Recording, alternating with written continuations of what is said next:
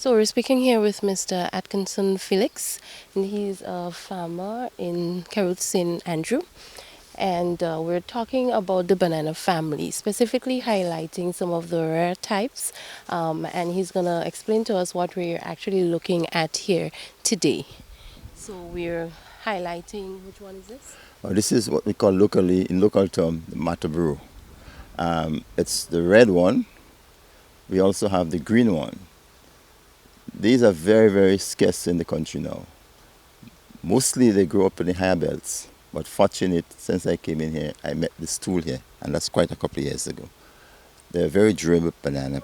They can last for very, very long. You see, they're not affected with leaf spot. If you look at the leaves of these, not even the leaf spot affected, which is a big problem for bananas. They're in the mountains. If you go up in the mountains, you'll find trees. If you met a bunch like this, you'll see trees growing. They normally grow from the blossoms. The seeds that fall from the navel, that will remain in the ground and germinate into a plant. So you have by seeds, you have by the plant itself, the sowed plants or the bullhead plants. You can also transplant them and get a tree growing.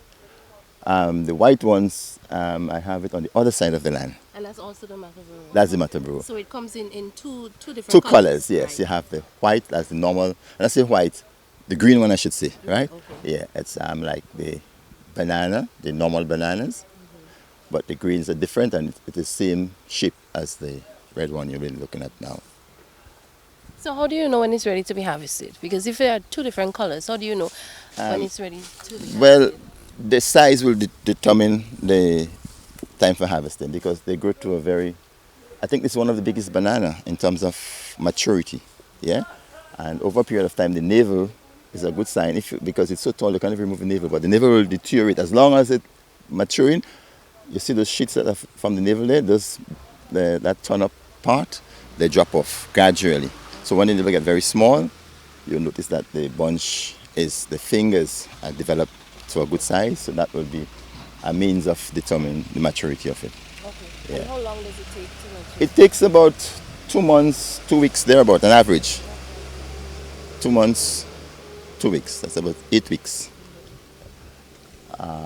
You mentioned that it's one of the scarce types in Grenada, varieties in Grenada. Is there a market for it here, would you say? Well, because it's not available much, I should think there is a good market for it. But most people, maybe the elder people, more or less might be familiar with it. But the youth does not know about this type of bananas.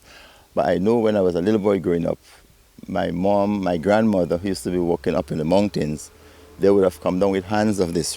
And it's very nice when it's roasted. They will roast it with the skin on, and it's very, very sweet and it's very juicy.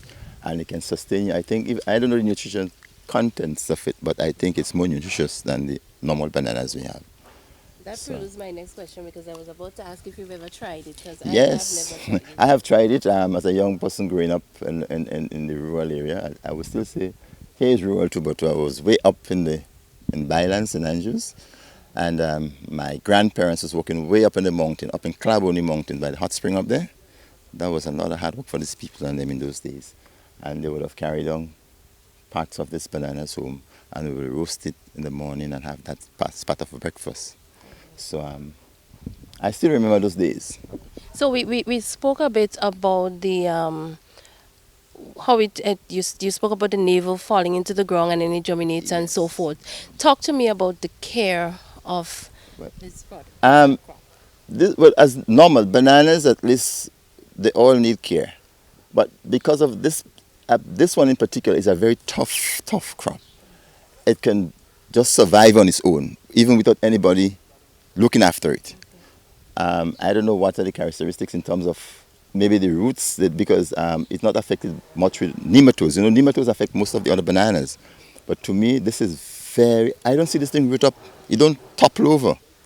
It's so strong, and I think probably some more research should be done in the root system of this plant because it will make a big bunch, it will remain there, it wouldn't snap or it wouldn't uproot.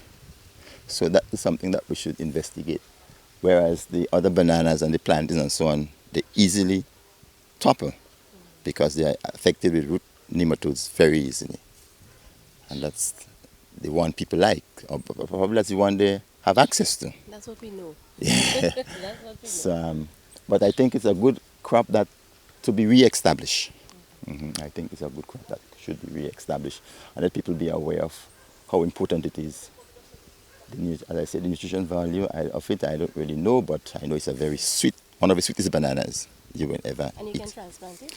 Oh, sure, you can use the same method as you do with any other banana family plant.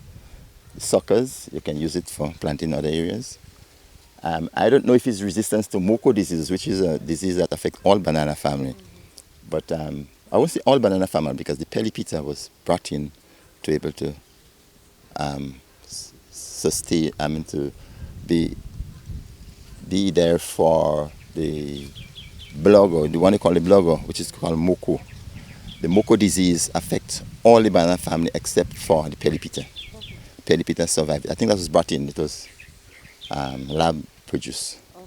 Yeah. Okay. So maybe transplanting is something we can look into for the For the yeah. Yes, I Mataburo. think yes. I don't think much research was done on it, whether how strong it is, whether it's able to resist the moko. But I've never seen one, although it's not plenty, but I've never seen one gone down with moko disease. Okay. So that could be something to be researched.